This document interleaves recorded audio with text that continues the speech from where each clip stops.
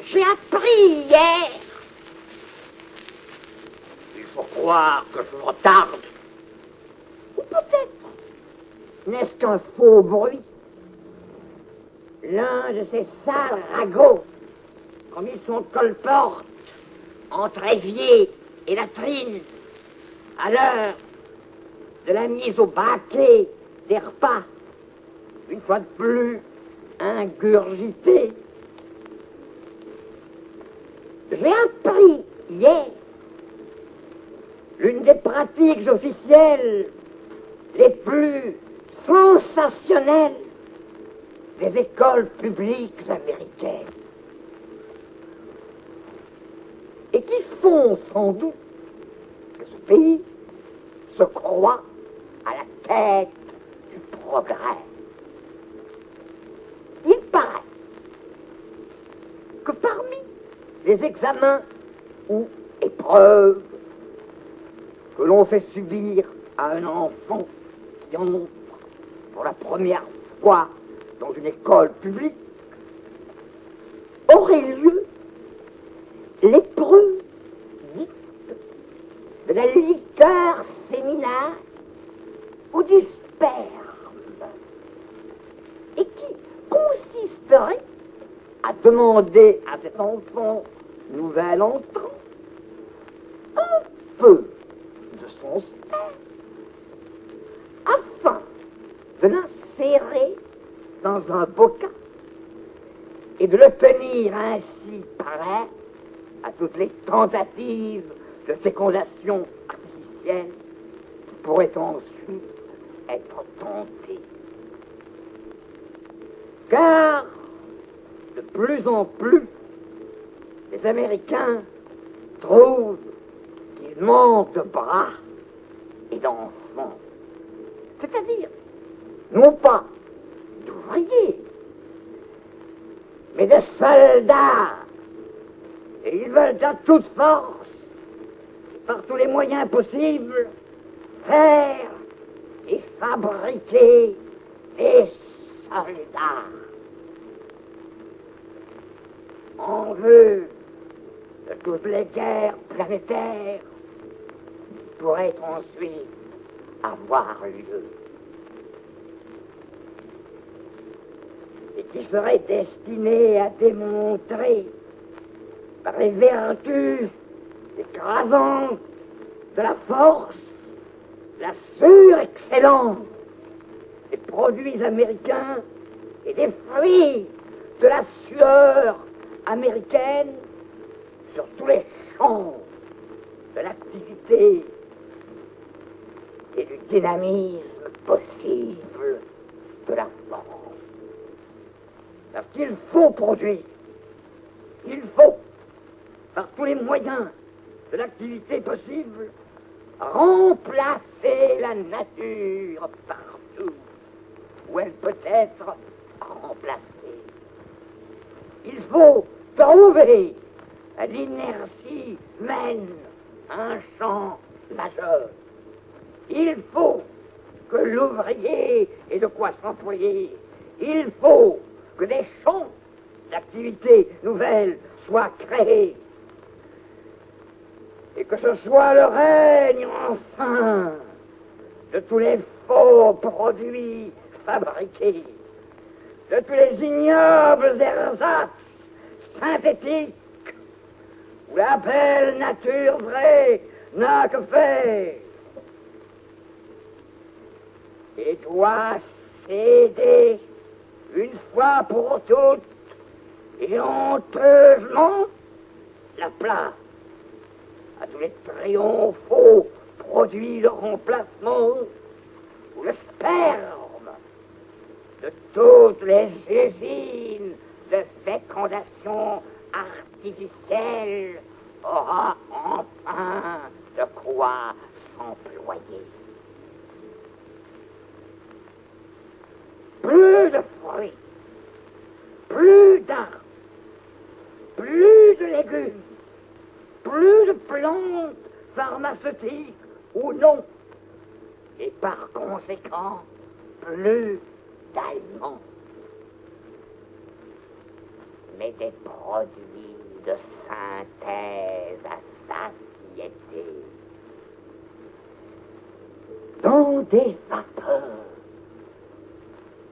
dans des humeurs spéciales de l'atmosphère, sur des axes particuliers des atmosphères tirées de force et par synthèse aux résistances d'une nature que la guerre, et qui de la guerre n'a jamais connu que la peur. Et vive la guerre, n'est-ce pas? Puisque ce faisant, c'est la guerre que les Américains ont préparée et qu'ils préparent pilé à pilé pour défendre cet usinage insensé contre toutes les concurrences qui ne sauraient manquer de toutes parts de s'élever.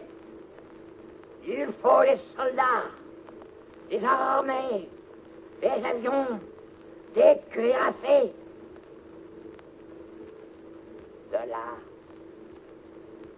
ce terre auquel il paraîtrait que les gouvernements de l'Amérique auraient eu le culot de penser. Car nous avons plus d'un ennemi, mon fils. Nous, les capitalistes. Et parmi ces ennemis, là aussi de Staline, qui ne manque pas non plus de bras armés.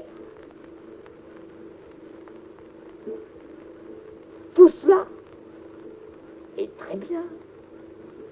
Mais je ne savais pas.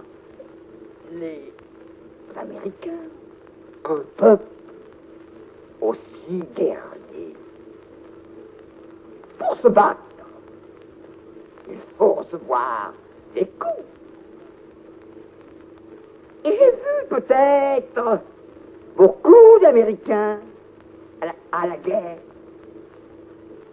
Ils avaient toujours devant eux d'incommensurables armées de tanks, d'avions, de cuirassés qui leur servaient de boucliers. J'ai vu beaucoup se battre les Américains et leurs machines. J'ai vu beaucoup se battre des machines. Mais je n'ai vu qu'à l'infini derrière les hommes qui les conduisaient.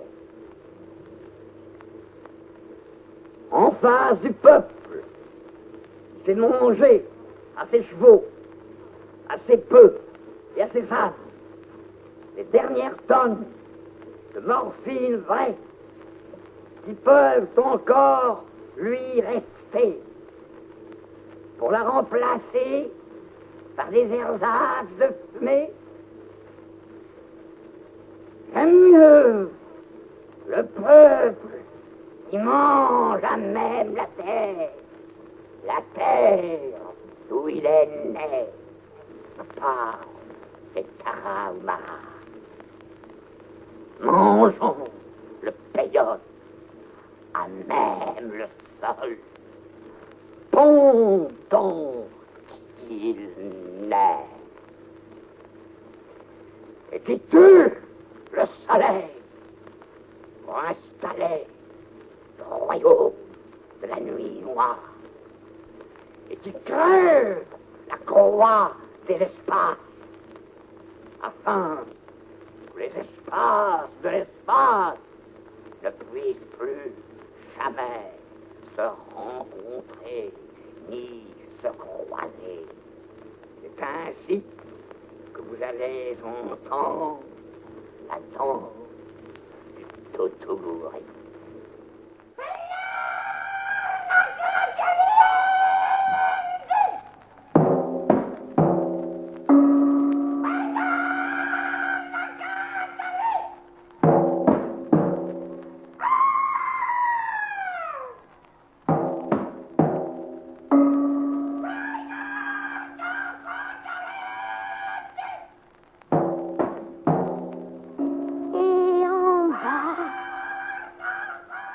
Comme au bas de la pente amère, cruellement désespéré du cœur, s'ouvre le cercle des 6 croix. Très en bas, comme castré dans la terre mère, des encastrés de l'étreinte immonde de la mer qui bave. La terre de charbon noir est le seul emplacement humide dans cette fente de rochers. Le rite est que le nouveau soleil passe par 7 points avant d'éclater à l'orifice de la terre. Et il y a 6 hommes, un pour chaque soleil, et un 7e homme qui est le soleil, tout cru, habillé de noir et de chair rouge.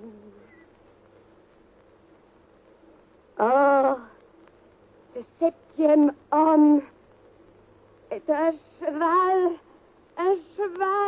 avec un homme qui le mène, mais c'est le cheval qui est le soleil, et non l'homme. Sur le déchirement d'un tambour et d'une trompette longue, étrange, les 6 hommes qui étaient couchés, roulés à ras de terre, jaillissent successivement comme des tournesols, non pas soleil, mais sol tournant, de lotus d'eau, et à chaque jaillissement correspond le gond de plus en plus sombre et rentré du tambour, jusqu'à ce que tout à coup, on voit arriver au grand galop, avec une vitesse de vertige, le dernier soleil, le premier homme, le cheval noir avec un homme nu, absolument nu et vierge sur lui. Ayant bondi, ils avancent suivant des méandres circulaires, et le cheval de viande saignante s'affole et caracole sans arrêt au fait de son rocher, jusqu'à ce que les 6 hommes aient achevé de cerner complètement les 6 croix. Or, le ton majeur du rite est justement l'abolition de la croix. Ayant achevé de tourner, il déplante les croix de terre, et l'homme nu sur le cheval arbore un immense fer à cheval qu'il a trempé dans une coupure de son sang.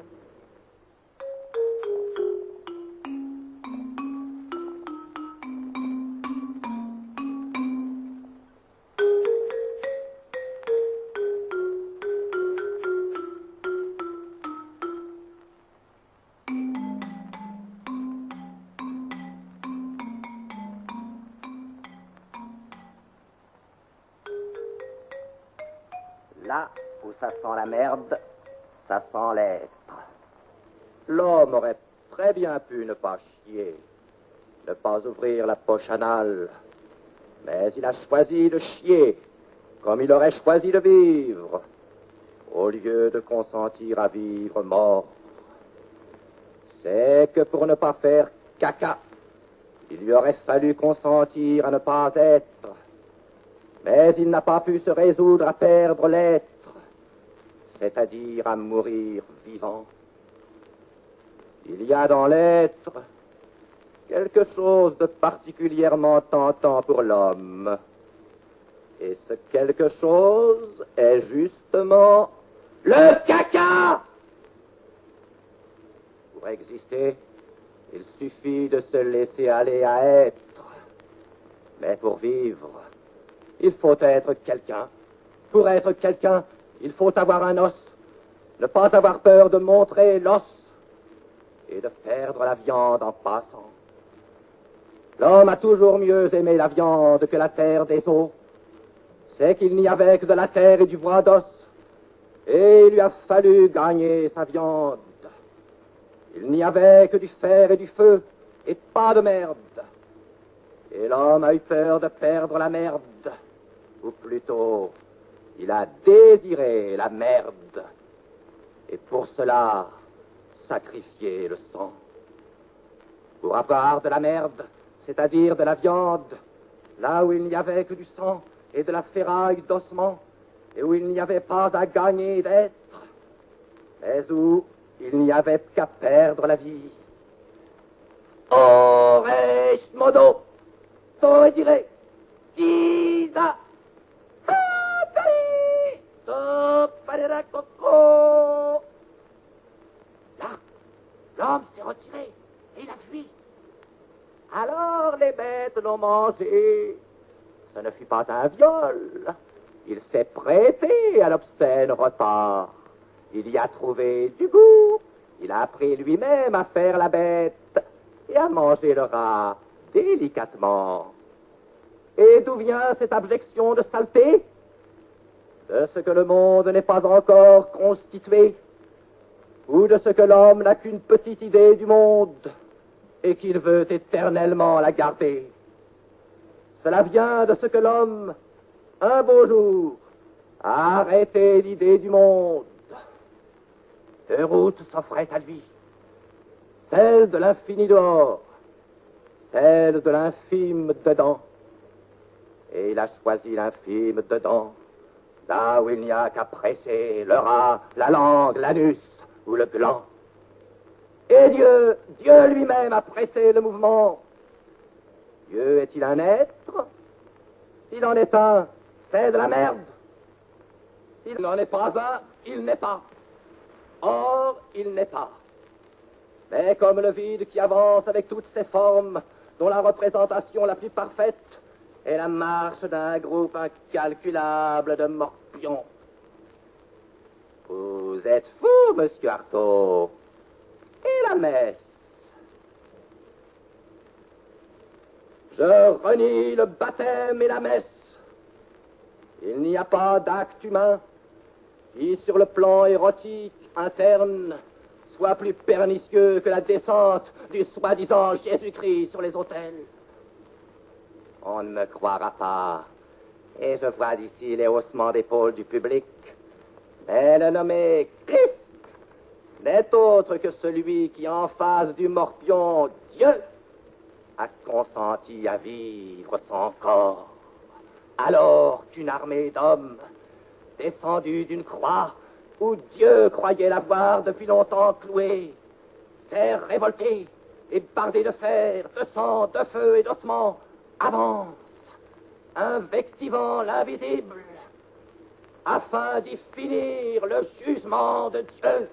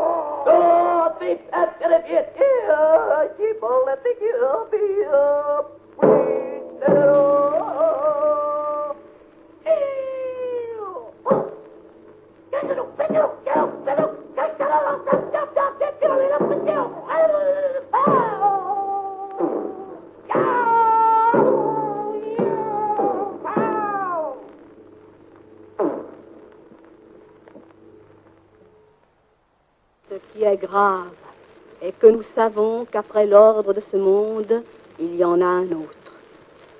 Quel est-il? Nous ne le savons pas. Le nombre et l'ordre des suppositions possibles dans ce domaine est justement l'infini. Et qu'est-ce que l'infini? Au juste, nous ne le savons pas. C'est un mot dont nous nous servons pour indiquer l'ouverture de notre conscience vers la possibilité démesurée, inlassable et démesurée. Et qu'est-ce au juste que la conscience? Au juste, nous ne le savons pas. C'est le néant. Un néant dont nous nous servons pour indiquer, quand nous ne savons pas quelque chose, de quel côté nous ne le savons, et nous disons alors conscience du côté de la conscience, mais il y a 100 000 autres côtés. Et alors? Il semble que la conscience soit en nous liée au désir sexuel et à la faim. Mais elle pourrait très bien ne pas leur être liée. On peut dire, il y en a qui disent que la conscience est un appétit, l'appétit de vivre. Et immédiatement à côté de l'appétit de vivre, c'est l'appétit de la nourriture qui vient immédiatement à l'esprit. Comme s'il n'y avait pas des gens qui mangent sans aucune espèce d'appétit et qui ont faim. Car cela aussi existe, d'avoir faim sans appétit. Et alors, l'espace de la possibilité me fut un jour donné comme un grand P que je ferai.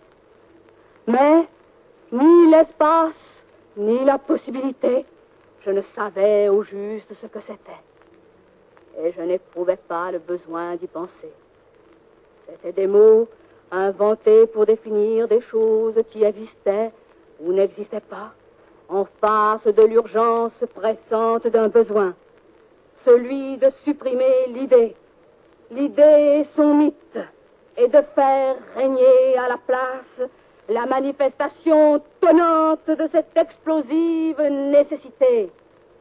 Dilater le corps de ma nuit interne, du néant interne de mon moi, qui est nuit, néant, irréflexion, mais qui est explosive affirmation qu'il y a quelque chose à quoi faire place. Mon corps est vraiment le réduire à ce gaz puant, mon corps. Dire que j'ai un corps parce que j'ai un gaz puant qui se forme au-dedans de moi? Je ne sais pas. Mais je sais que l'espace, le temps, la dimension, le devenir, le futur, l'avenir, l'être, le non-être, le moi, le pas moi ne sont rien pour moi. Mais il y a une chose qui est quelque chose, une seule chose qui soit quelque chose, et que je sens à ce que ça veut sentir, la présence de ma douleur de corps, la présence menaçante, jamais lassante de mon corps. Si fort qu'on me presse de questions et que je nie toutes les questions, il y a un point où je me vois contraint de dire non. Non! Alors à la négation. Et ce point, c'est quand on me presse, quand on me pressure et qu'on me traite jusqu'au départ en moi de la nourriture, de ma nourriture et de son lait. Et qu'est-ce qui me reste? Que je suis suffoqué. Et je ne sais pas si c'est une action. Mais en me pressant ainsi de questions, jusqu'à l'absence et au néant de la question, on m'a pressé jusqu'à la suffocation en moi de l'idée de corps et d'être un corps. Et c'est alors que j'ai senti l'obscène et que j'ai pété de déraison et d'excès et de la révolte de ma suffocation. C'est qu'on me pressait jusqu'à mon corps et jusqu'au corps. Et c'est alors que j'ai tout fait éclater, parce qu'à mon corps, on ne touche jamais.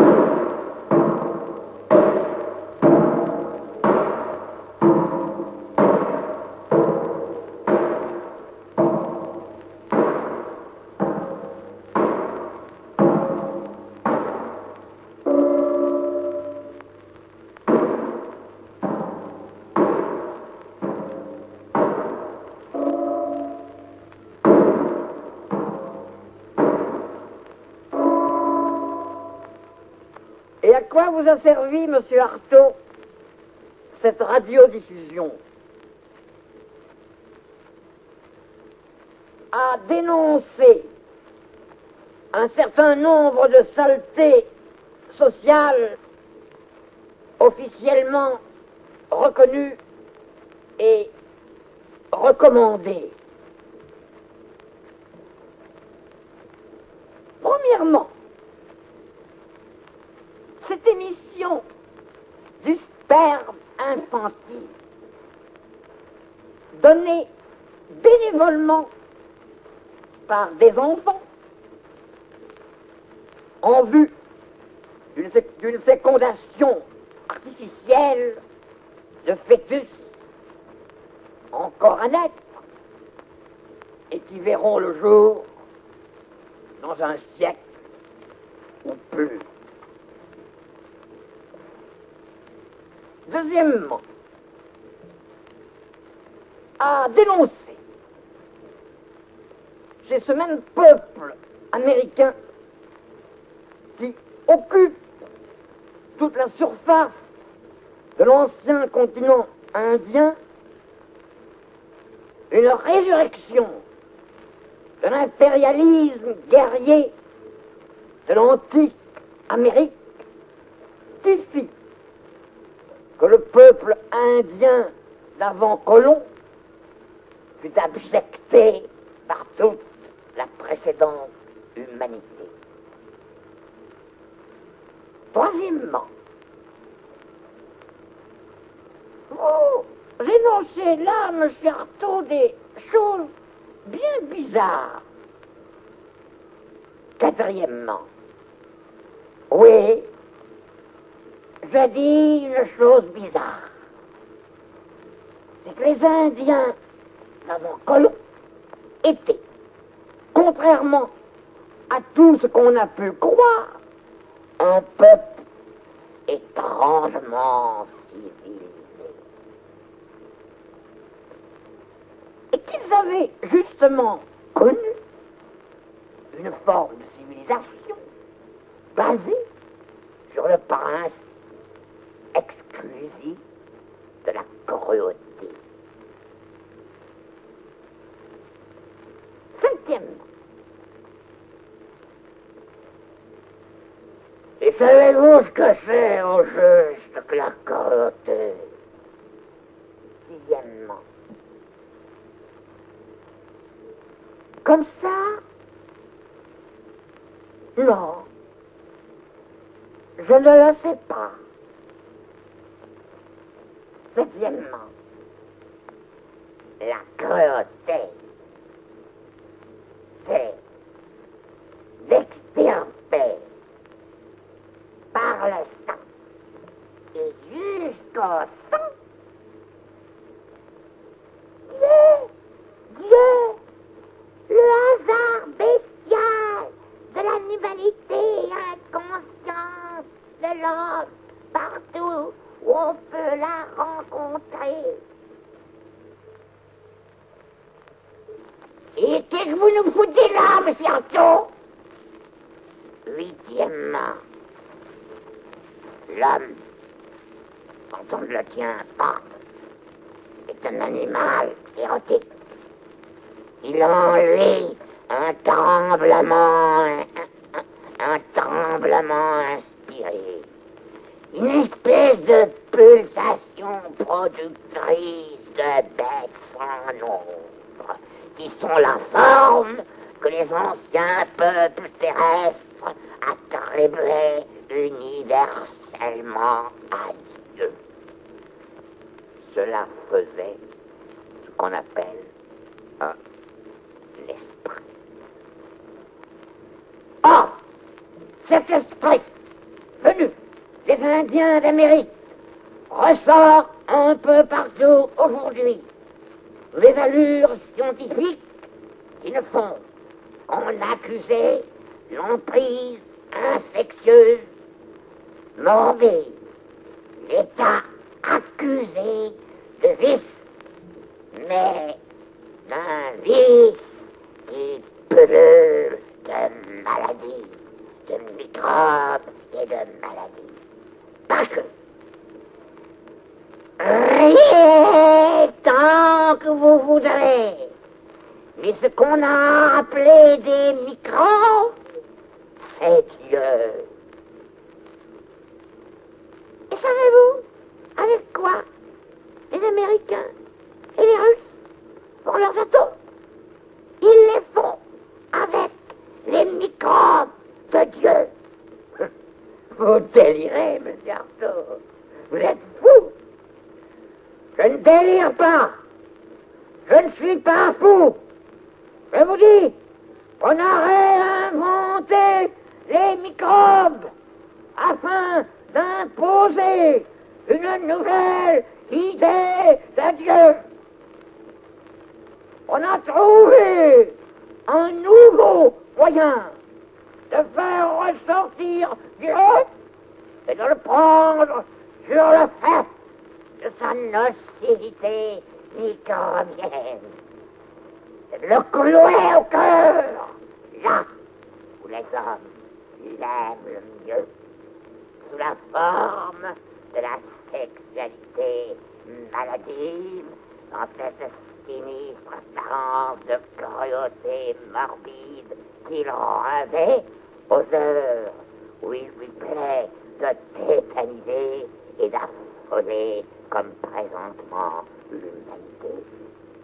Il utilise l'esprit de pureté d'une conscience demeurée candide comme la mienne pour l'asphyxier de toutes les fausses apparences. Il répond universellement dans les espaces. Et c'est ainsi qu'Artaud le Momo peut prendre figure d'halluciné. Que voulez-vous dire, monsieur Artaud? Je veux dire que j'ai trouvé le moyen d'en finir une fois pour toutes avec ce singe. et que si personne ne croit plus en Dieu, tout le monde croit de plus en plus dans l'homme. Or, c'est l'homme qu'il faut maintenant se décider à émasculer. Comment cela? De quelque côté qu'on vous prenne, vous êtes fou, mais fou à l'idée. En le faisant passer une fois de plus, mais la dernière, sur la table d'autopsie, pour lui refaire son anatomie. L'homme est malade parce qu'il est mal construit. Il faut se décider à le mettre à nu pour lui gratter cet animalcule qui le démange mortellement.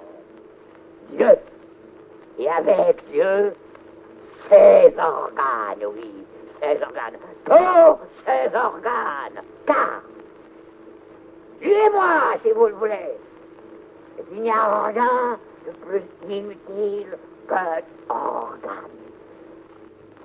Lorsque vous lui aurez fait un corps sans organes, alors vous l'aurez délivré de tous les automatismes et rendu à sa véritable et immortelle liberté.